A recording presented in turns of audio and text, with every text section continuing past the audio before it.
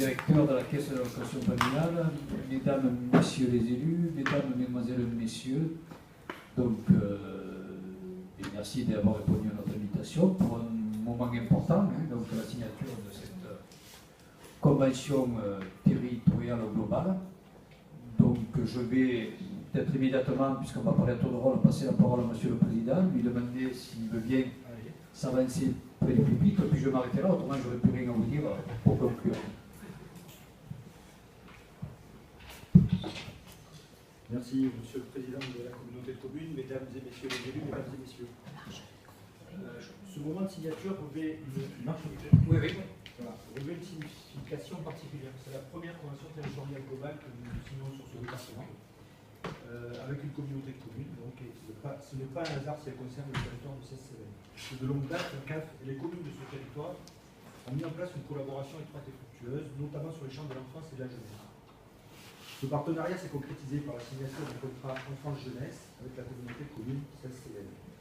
Nous souhaitons aujourd'hui, Monsieur le Président, au travers de cette démarche convention territoriale globale, élargir notre partenariat au bénéfice des habitants et des familles de ce territoire, car c'est bien une démarche dont il s'agit.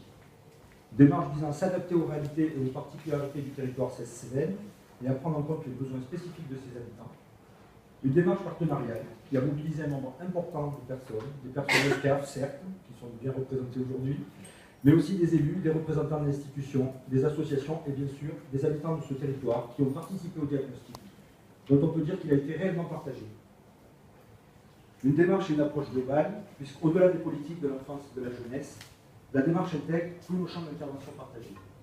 L'accès aux droits aux services, l'inclusion numérique, le soutien à la parentalité, l'accès et le maintien dans un logement décent, l'animation de la vie sociale, la politique de la ville et enfin l'insertion socio-professionnelle. Je veux dire si le champ est vaste. Sur tous ces champs, la démarche convention territoriale globale permet de mobiliser les ressources du territoire, de mutualiser, renforcer les coopérations, faire émerger des complémentarités, ce qui aujourd'hui revêt un sens aussi particulier puisqu'on est tous en période de contraintes budgétaires certaines, éviter les redondances, dégager de nouvelles marges de manœuvre dans un contexte de contraintes financières pesant sur les collectivités territoriales. Enfin, la démarche s'inscrit dans une dynamique de projet social avec un enjeu majeur que nous partageons. Monsieur le Président, réduire les inégalités territoriales et sociales, optimiser et développer l'offre de services en fonction des besoins prioritaires identifiés, améliorer la qualité des services rendus aux habitants et aux familles de ce beau territoire de Cesse-Cévennes. Comme vous le savez, la CAF apporte son soutien financier à ce territoire en y consacrant annuellement plus de 21 millions d'euros au titre des prestations familiales et 885 000 euros au titre de son action sociale. Nul doute que certains projets prévus dans cette convention territoriale globale, et je pense notamment à l'itinérance des actions pour favoriser l'accès aux droits et aux services, seront accueillis avec une attention particulière par notre commission d'action sociale.